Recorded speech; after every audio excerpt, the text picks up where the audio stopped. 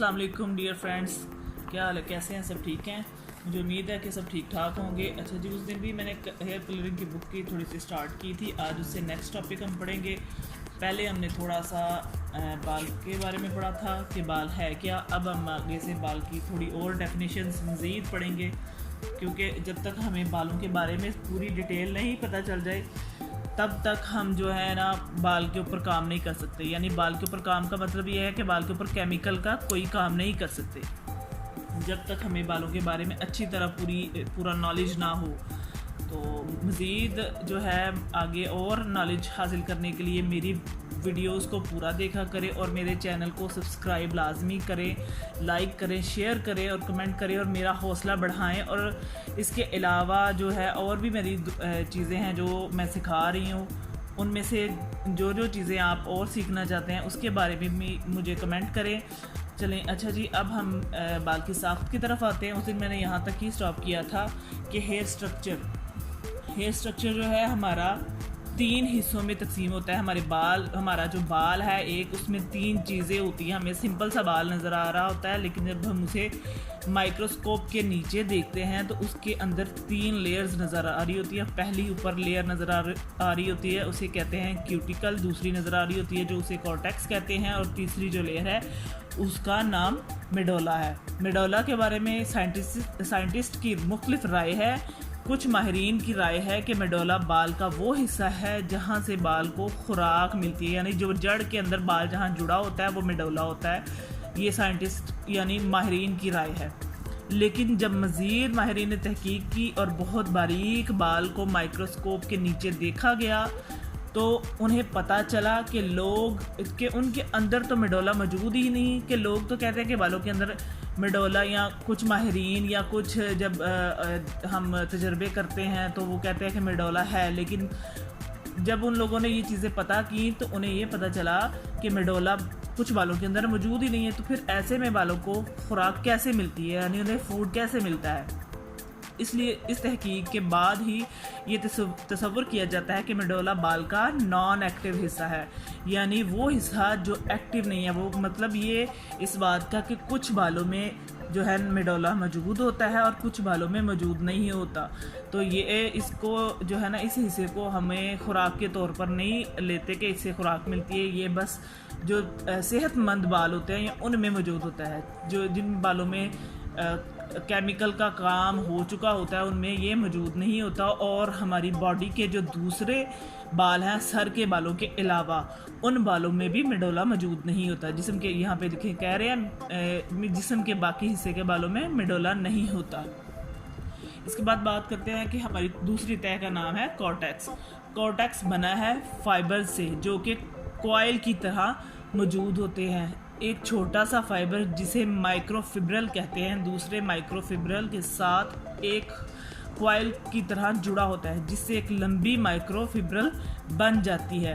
और फिर ये लंबी माइक्रोफिब्रल कॉर्टेक्स बनाती हैं। ये देखें, अब हमारे पास शो हो रही है पिक्चर। ये इसके अंदर जो है ये सारी माइक्रोफिब्रल्स हैं जिनके साथ मिलकर हमारा जो है ना कॉर्टेक्स बनती है। ये वाली लेयर कॉर्टेक्स है। ये सेंटर वाला जो गूदा सा नज़र आ रहा होता है डार्क येलो वाला, ये मेडोला है। और ये हमारी जो एक मछली के छिलके की तरह ये ऊपर नज़र आ रही हैं, ये क्यूटिकल्स हैं। लेकिन ये इसे हम आम आँख से नहीं देख सकते। इसको हम आम आँख से नहीं देख सकते, इसको हम माइक्रोस्कोप के अंदर ही देख सकते हैं। लेकिन अगर हम आगे मज़ीद इसके अंदर जाके पढ़ेंगे, अगर हम बालों को जो है ना उल्टी डायरेक्शन में उंगलियां फेरेंगे बालों के अंदर तो हमें ये महसूस होते हैं अंदर। ये स्प्रिंग की शक्ल में स्पिरल स्ट्रक्चर बन जाने वाला स्ट्रक्चर है जो कि बलदार रस्सी की तरह होता है। बाल को इंतहाई मजबूत और लचकदार बनाता है। कॉर्टेक्स बाल का सबसे अहम हिस्सा होता है जहां हम बाल के कुदरती रंग का पिगमेंट देख सकते हैं। यानी हमारे कुदरती रंग का पिगमेंट जो है वो कॉर्टेक्स के ऊपर यानी इसी हिस्से के ऊपर होता है। ये जो हमें ऊपर कलरफुल नज़र आ रहा होता है ये कलरलेस होता है, इसका कोई कलर नहीं होता। ये बिल्कुल जो है ना कलरलेस है। ये कलर हमारा इसके ऊपर ही होता है। या इस हिस्से में बाल के कुदरती रंग का पिगमेंट मौजूद होता है। जब हम बाल के कुदरती रंग को तब्दील करते हैं तो बुनियादी तौर पर हम बाल के कॉर्टेक्स में मौजूद उन कलर पिगमेंट को तब्दील करते हैं। यानी कॉर्टेक्स में मौजूद जब हम काम कर रहे होते हैं कोई भी केमिकल का, तो इसके अंदर जो कलर होता है उसको हम हटा के फिर दूसरा अपना डिज़ायर कलर इस पे ऐड करते हैं। इसके अंदर ही हम सारा काम करते हैं इस लेयर पे। कॉर्टेक्स के अंदर ऐसे अज्जा मौजूद होते हैं जो बाल को शेप देते हैं, और कॉर्टेक्स ही वो हिस्सा होता है कि जब हम स्टाइलिंग करके या मुस्तकिल तौर पर बाल की शेप को तब्दील करते हैं, और कॉर्टेक्स में ही ये काम होता है। जब एक कस्टमर जिसके बाल या तो बहुत स्ट्रेट हैं या बहुत करली हैं, हम कॉर्टेक्स में मौजूद एलिमेंट्स के अरेंजमेंट को तब्दील करके बाल की शेप को चेंज करते हैं। यानी उसकी अरेंजमेंट जो भी एलिमेंट्स उसमें मौजूद होते हैं उनको चेंज करके तो उसकी शेप को चेंज करते हैं। जब भी बालों पर कोई स्ट्रॉन्ग केमिकल यानी तेज़ केमिकल इस्तेमाल किया जाए तो हमें बहुत मोहतात होना चाहिए, वरना हम बाल को मुस्तकिल नुकसान पहुंचा देंगे। मतलब ज़्यादा स्ट्रॉन्ग वाले, हर केमिकल स्ट्रॉन्ग ही होता है बालों के लिए, तो अगर हम बालों के ऊपर काम कर रहे हैं तो हमें मोहतात रहना चाहिए, वरना हमारे बाल जो हैं डैमेज हो जाएंगे। अब ये बात वाज़ेह हो जाती है कि कॉर्टेक्स बाल का सबसे अहम हिस्सा है जिसके लिए हेयर ड्रेसर को बहुत एहतियात करनी चाहिए। अब बात आ जाती है हमारी क्यूटिकल पर। क्यूटिकल बाल की सबसे ऊपर वाली तह को क्यूटिकल कहते हैं। ये लेयर देखिए, जैसा कि मैंने पहले बताया था आपको कि ये लेयर मछली के छिलकों की मानिंद कॉर्टेक्स के ऊपर मौजूद होती है, और ये सेल्स या खुलिए ट्रांसपेरेंट होते हैं, यानी इनका कोई अपना कलर नहीं होता, ये कलरलेस होते हैं। ये हमारा अंदर वाला जो बाल का कॉर्टेक्स के ऊपर कलर मौजूद होता है, ये हमें वो वाला कलर दिखाते हैं, यानी उनका कोई रंग नहीं होता और उनके पार देखा जा सकता है। अगर हम पेपर कप्स को एक दूसरे के ऊपर तरतीब से रखें तो जो सबसे बाहर वाली लेयर हो गई, यानी हम कोई भी पेपर कप्स या कोई ग्लास जो है हम ले लेते हैं, जो उनको लेके हम उनको एक दूसरे के ऊपर रखते हैं, जो बाहर वाली लेयर आएगी वो हमारी क्यूटिकल की तरह है। इस तरह क्यूटिकल की ओवरलैपिंग अरेंजमेंट को इम्ब्रिकेशन कहते हैं। क्यूटिकल की ओवरलैपिंग अरेंजमेंट को क्या कहते हैं? इम्ब्रिकेशन कहते हैं। इन क्यूटिकल की लेयर की तरतीब इस तरह होती है कि उनका रुख बालों की तरफ, बालों की सिरों की जानिब, यानी सिरों की जानिब उसका एंड होता है। यानी ये हमारा बाल का सिरा है, यहाँ पे जुड़ा है, तो वो उसकी तरफ एंड होता है उसका। और उसको आप इस तरह चेक कर सकते हैं कि अगर खुश्क बाल पर आप उंगलियां फेरें के सिरों से जड़ों की तरफ, यानी अपने ये हमारा सिरा है और ये अगर जड़ है, तो हम इस तरफ से ऊपर की तरफ अगर उंगलियां फेरें तो हमें वो महसूस होगा किस तरह कि हमें अपना बाल रफ और स्टिकी महसूस होगा। यानी ये सिरा है और ये हमारे बाल की जड़ है। सिरे से जड़ की तरफ अगर हम जा रहे हैं तो हमें थोड़े बाल खुरदरे महसूस होंगे, तो हमें पता चलेगा हम उसकी जो है ना उनकी मुखालिफ सिमत पे उंगलियां ले जा रहे होते हैं और वो हमें थोड़ा रफ और स्टिकी से महसूस होते हैं। इस इम्ब्रिकेशन को आप खाली आंख से नहीं देख सकते, यानी बाल की कोई भी इम्ब्रिकेशन या कोई भी बाल के बारे में चीज़ है वो उसे हम खाली आंख से नहीं देख सकते। और जब आप इस तरह बाल पर उंगलियां फेरते हैं तो आप क्यूटिकल की मुखालिफ सिमत में उंगलियां ले जा रहे होते हैं और इम्ब्रिकेशन को लिफ्ट कर रहे होते हैं। यानी इम्ब्रिकेशन मतलब जो भी हमारे वो सेल्स बने हैं उनको वो लिफ्ट कर रहे होते हैं, तो वो हमें अटक रहे होते हैं, तो हमें मतलब वो बाल रफ फील हो रहा होता है। अल्काली केमिकल बाल के क्यूटिकल से कॉर्टेक्स में दाखिल होता है और यही वजह है कि ये किसी हद तक बाल के क्यूटिकल को डैमेज करते हैं। इसी वजह से जो बाल कलर शुदा, पर्म शुदा या कोई और केमिकल के अमल से गुजरते हैं तो वो रफ नज़र आते हैं। ये जब भी कोई भी केमिकल करते हैं, हम ऊपर केमिकल का काम करते हैं, तो ये इसी वजह से हमें जो है ना रफ और जो डैमेज बाल नज़र आते हैं। इसके अलावा इसके आगे है हमारा टॉपिक दूसरा, बाल की जड़। मुझे उम्मीद है आपको यहाँ तक समझ आया होगा। इसके बाद बाल की जड़ के बारे में भी हम डिस्कस करेंगे थोड़ा सा। बाल जिल्द के अंदर जड़ से जुड़ा होता है। हेयर फॉलिकल एक ट्यूब की शक्ल की पित होती है, यानी एक जो है घड़ा टाइप, यानी एक जो पित होती है जो बाल में जो जिल्द में मौजूद होती है। पित वो होती है जहाँ घड़ा यानी छोटा सा सुराख जिसके अंदर से बाल उगता है। जैसे ये यहाँ पे एक डायग्राम भी उन्होंने बनाई हुई है। इसके ये बाल जड़ के अंदर जुड़ा हुआ है और ये जिस जगह से जुड़ा हुआ है ये वाला गढ़ा या ये पित कहलाती है। इसके अंदर से बाल निकलकर बाहर आता है। फॉलिकल एक टेस्ट ट्यूब की मानित होता है जो कि बाल की जड़ को पकड़ कर रखता है। जिस्म के हर बाल का अपना एक अलग हेयर फॉलिकल होता है। हेयर फॉलिकल की बेस में पेपिला होता है। ये पेपिला जिल्द की डीप लेयर तक होता है, इसलिए इसे डर्मल पेपिला कहते हैं और इसके ज़रिए बाल की जड़ को ब्लड वेसल्स और नर्व्स तक रसाई होती है। ये जो मैं आपको पढ़ा रही हूँ इसको मैं डायग्राम में भी आपको दिखाऊंगी।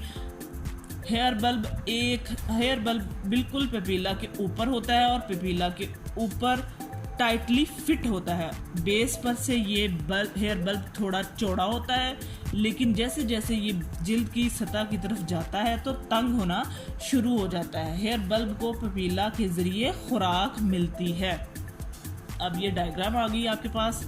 ये जैसा कि पहले दूसरी पिक्चर में दिखाया था, ये मेडोला है, ये कॉर्टेक्स है, ये क्यूटिकल है।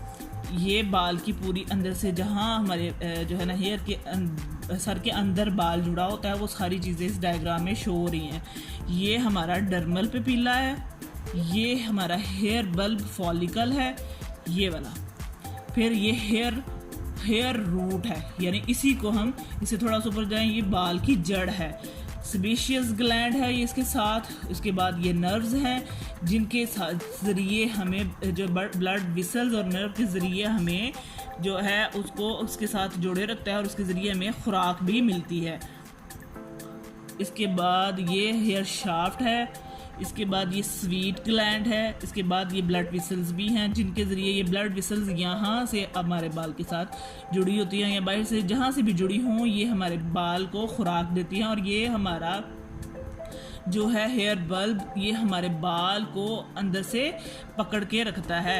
ये पेपिला, हेयर बल्ब, फॉलिकल और डर्मल पेपिला ये दोनों अपन बाल को, जैसे कि मैंने यहाँ पे ऊपर बताया था, हेयर बल्ब बिल्कुल पेपिला के ऊपर होता है और पेपिला के ऊपर बिल्कुल टाइटली फिट होता है। ये बेस के ऊपर से हेयर बल्ब थोड़ा सा चौड़ा होता है, लेकिन जैसे ये देखिए अब जैसे जैसे वो जिल्द की तरफ बाल आना शुरू हो गया है तो वो यहाँ से चौड़ा है और यहाँ से आहिस्ता आहिस्ता वो तंग होना शुरू हो गया है। तो ये अपने अंदर बाल को बिल्कुल टाइट, इसी वजह से ये फिट रखता है, टाइट रखता है। जैसे जैसे वो आगे से तंग हो रहा है तो फिर वो ये जैसे तंग हो के ये हमें जो जाहिर हो रही होती है, जो हमें खाली आँख से भी दिखाई जो देती है, जिसे हम समझते हैं कि बाल की जड़ है, ये एक घड़ा सा है जिसे पित्त कहते हैं। एरेक्टर पिली मसल्स जो कि फॉलिकल के निचले हिस्से से जुड़े होते हैं, ये मसल्स बहुत सर्दी में बालों को खड़ा कर देते हैं, जिसे उर्दू ज़ुबान में रोंगटे खड़े होना कहा जाता है। एक या एक से ज़्यादा सेबेशियस ग्लैंड्स भी हेयर फॉलिकल के साथ अटैच्ड होते हैं। अब यहाँ पे हमारी एरेक्टर पिली मसल्स की बात की हमने, तो यहाँ पे है ये है एरेक्टर पिली मसल्स। ये सर्दी में हमें बालों को खड़ा करता है। जब हमें ज़्यादा ठंड फील हो रही है या हमारे रोंगटे खड़े होते हैं तो ये इसकी वजह से हमारे जो है ना रोंगटे खड़े होते हैं। एरेक्टर पिली मसल्स एक या एक से ज़्यादा जो हमारे सेबेशियस ग्लैंड है वो हमारा हेयर फॉलिकल के साथ अटैच होते हैं। ये सेबेशियस ग्लैंड है, ये छोटा सा नज़र आ रहा होगा, ये हमारे हेयर फॉलिकल यानी बाल के साथ ही, कई बालों के साथ एक होता है, कईयों के साथ एक से ज़्यादा भी होता है। ये हेयर बाल के साथ ही जुड़ा होता है, हेयर बल्ब के साथ ही। अच्छा जी, बाल की खसूसियात। इसके आगे बाल की खसूसियात है। आज हम यहाँ से थोड़ा सा बाल की खसूसियात ही डिस्कस करेंगे। इसके आगे फिर बाकी मज़ीद मैं अपनी आने वाली वीडियोज़ में भी पूरी जो है डिटेल बालों के बारे में आपको बताऊंगी। अच्छा जी, बात करते हैं बाल की खसूसियात। जब बाल की खसूसियात की बात की जाती है तो आम तौर पर हम बाल के टेक्सचर, बाल की लचक यानी इलास्टिसिटी, पोरोसिटी या डेंसिटी पर बात करते हैं। ये हमारे बाल का टेक्सचर है। बाल के खसूसियात में यही चीज़ जाहिर हो रही है कि हमारा बाल किस तरह का फाइन है, मीडियम है या कॉरस है। कॉरस जो बाल है वो थोड़ा मोटा और खुरदरा होता है। बाल का टेक्सचर अमूमन मोटा और खुरदरा, उसको कॉरस यानी खुरदरे बाल को कॉरस कहते हैं, जो मोटे बाल होते हैं। मीडियम यानी दरमियाने बाल, फाइन यानी बारीक और उम्दा या फिर बहुत ही बारीक यानी वेरी फाइन होता है। बाल के टेक्सचर का इंहिसार बाल के डायामीटर यानी कतर पर होता है। कॉरस हेयर का डायामीटर सबसे ज़्यादा होता है, जबकि बहुत पतले और बारीक बाल का डायामीटर बहुत ज़्यादा कम होता है। दूसरे लफ्ज़ों में ये कहा जा सकता है कि खुरदरा बाल मोटा और नरम बाल पतला होता है। इन चारों टाइप के बाल या तो नरम होते हैं या खुरदरे। इस बात का इंहिसार इस बात पर होता है कि बाल कैसे फील होता है यानी महसूस होता है। खुरदरे और मोटे बाल हर तरह के केमिकल ट्रीटमेंट के अमल में देर लगाते हैं। जो मोटा बाल होगा हमारा, वो कोई भी हम केमिकल उसके ऊपर कर रहे हैं तो उसमें थोड़ा टाइम लगेगा। और जैसा कि अगर हमारे पास नॉर्मल बाल हो यानी फाइन बाल हो, उस पर फ़ौरन से हमारा केमिकल जो है वर्क करता है। चाहे वो हेयर डाई का अमल हो या पर्म या स्ट्रेटनिंग का अमल हो, इन पर रिजल्ट हमेशा देर से आता है। कौन से बालों पर? कॉरस हेयर पर। नहीं जी, आज का इतना ही टॉपिक है। मज़ीद वीडियो जो है ना मैं लॉन्ग नहीं करना चाह रही, क्योंकि फिर जो है लोग देखते नहीं हैं। और मेरी वीडियो को आप कंप्लीट और पूरा देखें, और वीडियो को जो भी नए आने वाले हैं वो भी इसको लाइक करें, सब्सक्राइब करें, शेयर करें एंड कमेंट करें। ओके, अल्लाह हाफिज़।